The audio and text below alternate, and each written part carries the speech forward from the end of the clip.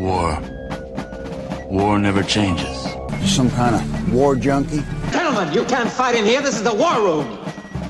Welcome to the War 102 podcast, where we explore the doctrine, theory, philosophy, and history of warfare. I'm your guide, Paul Darling, and I want to share what I learned in nearly 30 years in uniform. So let's get to learning about the most influential activity in human history, war. Welcome to episode 41, the Yom Kippur War. This war, in October 1973, was barely 6 years after the Six-Day War, and occurred, obviously, during the holiest day on the Jewish calendar, Yom Kippur, also known as the Day of Atonement. It also occurred during Ramadan, and is called the Ramadan War in Arab circles. Following Israel's thumping of the combined Arab armies in 1967, Israel hoped that her newly conquered territories could be exchanged for peace. The Arabs met in September of 1967 and issued the Khartoum Resolution, also known as the Three No's Resolution. No peace with Israel, no recognition of Israel, no negotiation with Israel. As noted in earlier episodes, this led to a simmering new border between Egypt and Israel, and the war of attrition. It must be noted that Nasser died in 1970 at the age of 52 due to a heart attack. The man was a heavy smoker and certainly indulgent in his personal life, but some have surmised his early demise was a broken heart after his crushing defeat in 1967.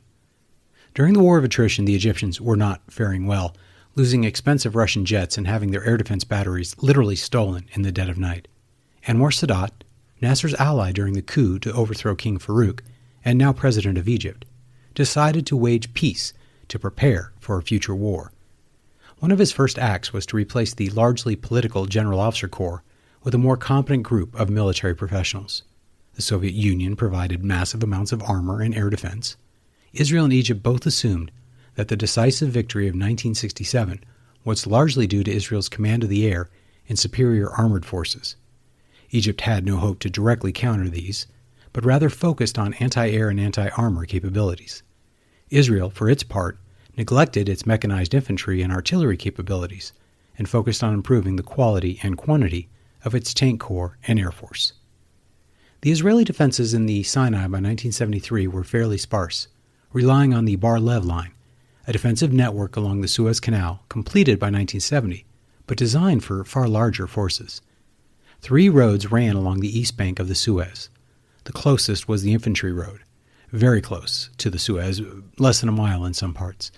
Then the artillery road, where the artillery would maneuver in support about 6 miles from the canal. Finally, the lateral or supply road, 20 miles from the canal. There are 2 schools of thought about defending a wet gap crossing. Defeat them at the water's edge with hardened defenses stretched along the threatened coast, or have a small tripwire which allows a mobile reserve to quickly counterattack at the point of penetration. The Germans in World War II were faced with just such a dilemma, with Rommel advocating for the first option and von Rundstedt the second. The disadvantage to the former is, of course, the inherent weakness of the defenses. He who is strong everywhere is strong nowhere. The disadvantage of the latter is now you are counterattacking and dependent upon freedom of maneuver. In the World War II example, von Rundstedt's assumption that his reserve tanks could maneuver while under attack from the air is questionable. Israel initially designed the Bar Lev line for the stronger initial defense, but the manpower demands slowly reduced the forces to where, on the day of the invasion, approximately 400 soldiers defended in 16 hardened forts along the Suez. In their desire to split the difference, they really abandoned both options. While one fort did notably hold out for the duration of the war, the rest were overrun. 50 soldiers could have done the same job. Of the 400, 120 were killed and 150 were captured. Against these 400 soldiers, 2 Egyptian armies of over 100,000 soldiers were ready after years of planning and rehearsals. For Operation Badr, as the Egyptian attack was known, the Syrians were on board. King Hussein of Jordan, however, having taken the brunt of the IDF and greatest loss of meaningful territory, was sitting this one out. His Western-aligned government was already at odds with the pan-Arab nationalists aligned with the Soviets. The overt support of the Syrian government for the attempted overthrow of his government by Yasser Arafat's PLO saw King Hussein seeing the Syrians and Egyptians as a greater threat to Jordan than Israel. Numerous training exercises had often led to false alarms about pending attacks, but by the morning of the 6th of October, Israel knew an attack was coming. Syria was, by far, the greater concern. The Chief of Staff, David El-Azhar, proposed at a meeting that morning to attack Syria preemptively, which would allow them to deal with the Egyptians in the south later. However, his plan, while militarily sound, was a political non-starter. The U.S. government, under Nixon and his Secretary of State Kissinger, had basically ordered Israel to not attack first. Israel, who had traded French support for American support with the Nixon administration, had no choice but to accept the American demands. The Egyptian attack that afternoon went about as well as one could hope with such a complex, large-scale attack. The 400 defenders of the Bar-Lev line were hammered by tens of thousands of artillery shells from nearly 2,000 field pieces. The Egyptians attempted an aerial first strike but were less successful. Despite the Egyptians' overwhelming numerical superiority, many of the Bar-Lev line forts held for days. The Egyptians also tried deep penetration raids by helicopter-borne commandos to ambush reinforcing Israeli forces, but these were discovered and largely destroyed to heavy losses. The attempts were not entirely a waste, as the Israelis could not know how many had actually gotten through undetected, and forces were dedicated to hunting down commandos that didn't exist. By the first day, the Egyptians had moved about 3 miles from the canal and prepared defenses to await the inevitable counterattack. The next day, the 1st Israeli Brigade's counterattack was a complete disaster. The intent was to penetrate along the northernmost flank and roll up the Egyptian defenses, but the commander turned early on the wrong trail, driving his brigade in front of the dug-in Egyptians. The brigade was wiped out in minutes. The IDF had no idea what had happened at the time, and feared the new wire-guided anti-tank missiles, the SA-2 Saggers, were far more effective than they actually turned out to be. In the air, the Israelis fared little better. The integrated and dense air defense network built up along the Suez was inflicting casualties far beyond what Israel could sustain. 25% of their frontline fighters were lost.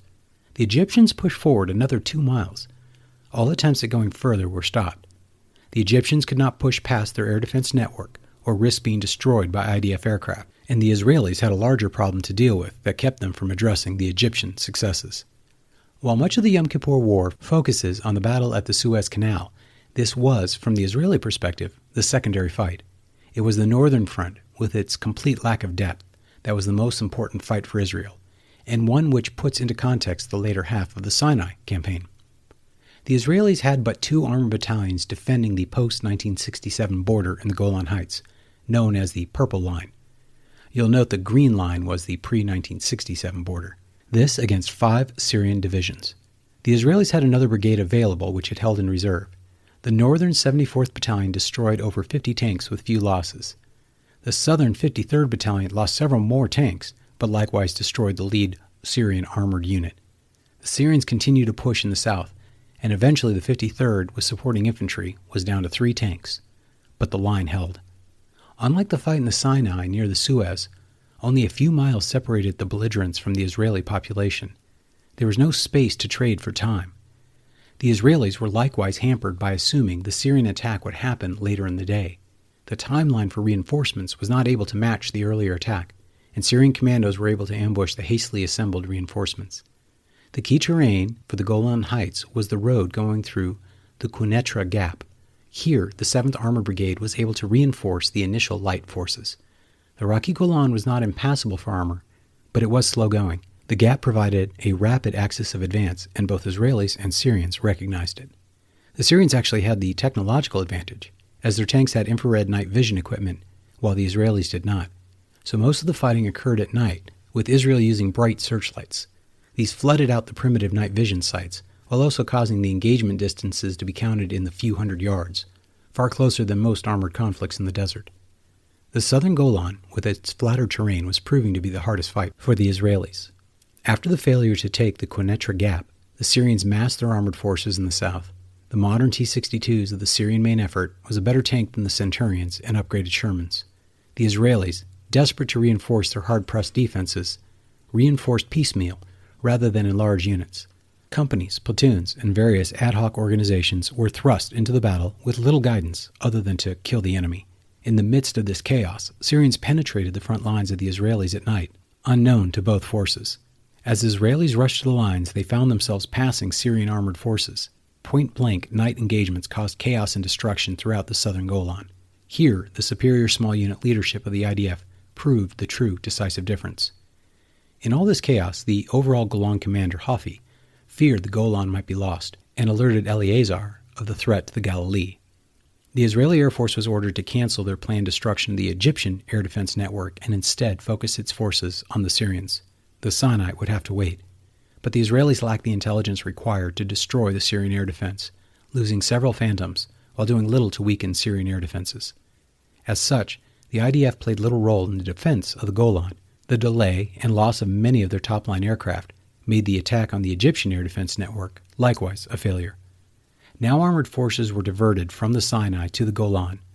The initial defending 2 battalions were entirely destroyed, but they had delayed long enough to allow for reinforcements. The night attacks continued the next evening, but after 48 hours of hard, close armored fighting, the Syrian attacks had been stopped. An IDF attack against the Syrian general headquarters in Damascus panicked the Syrians, who pulled back the air defense network to guard their capital.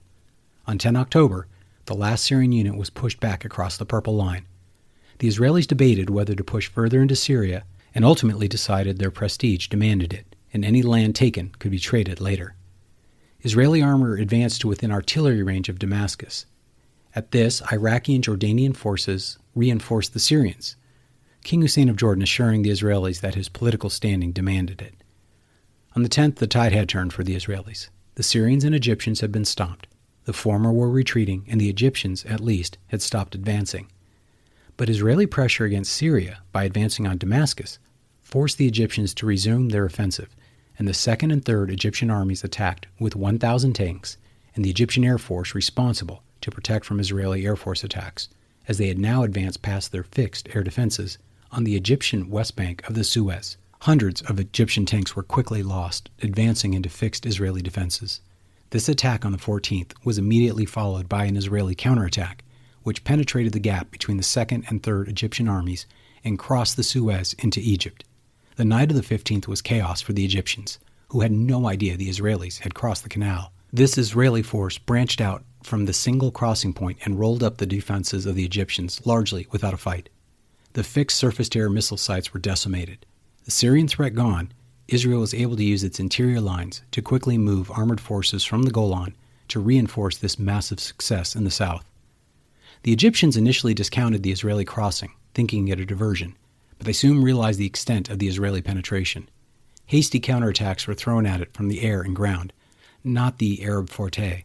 They suffered huge losses while inflicting some, but not enough, on the Israelis to stop them. On the 17th, a massive counterattack failed completely, to large losses on both sides of the canal. After this loss, the Soviets showed satellite imagery to Sadat, showing clearly the extent of the Israeli advance into Egypt. There was nothing stopping the Israelis from driving to Cairo. Ariel Sharon, commanding the advance, took the main logistics base of the Egyptians, crippling their ability to continue the fight. The Egyptian Third Army was completely surrounded by the Israelis. In fact, Israel penetrated far further into Egypt than the Egyptians penetrated into the Sinai. The Egyptians, panicked, went to their Soviet patrons, who negotiated a ceasefire with the Americans.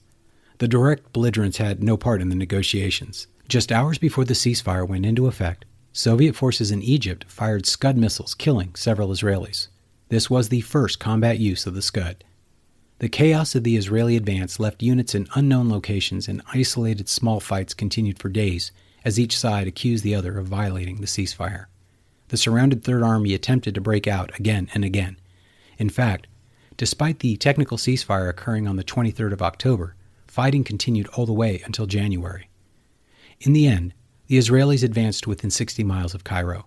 They occupied hundreds of square miles of Egyptian territory, cut the Cairo-Suez road, and encircled an entire Egyptian army, which remained dependent upon Israeli supplies for food, water, and medicine. Of the 70,000 Egyptian soldiers on the east bank of the Suez, half were effectively prisoners.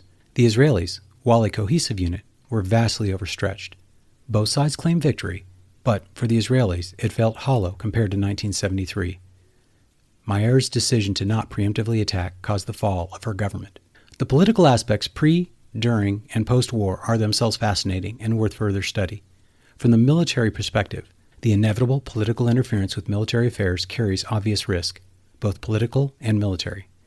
Most of the blunders of the war, from Egypt's second attack past their air defense screen, and Israel's decision to relinquish the initiative, were purely political calculations. Jordan's King Hussein, having made the most blunders in 1967, showed he had learned his lessons well. This interface of the political and military is inevitable in the nuclear era. Even in 1973, Israel made overt and obvious nuclear preparations, not for their use, but to signal to the Americans they were considering it. And this ends the major armored conflicts that for 25 years defined the Arab-Israeli conflict and shaped modern war. Both superpowers watched and learned, but what were those lessons learned, and how were they applied? Something we'll talk about next week. Thanks for joining us today. If you liked what you heard, please like, subscribe, rate, and comment. Most importantly, share with your friends. Join the conversation at the War 102 subreddit, and check out the War 102 Buzzsprout website for links to more information and supporting videos. Send me an email at war102podcast@gmail.com. I look forward to your comments and hope you join us again next week. See you then.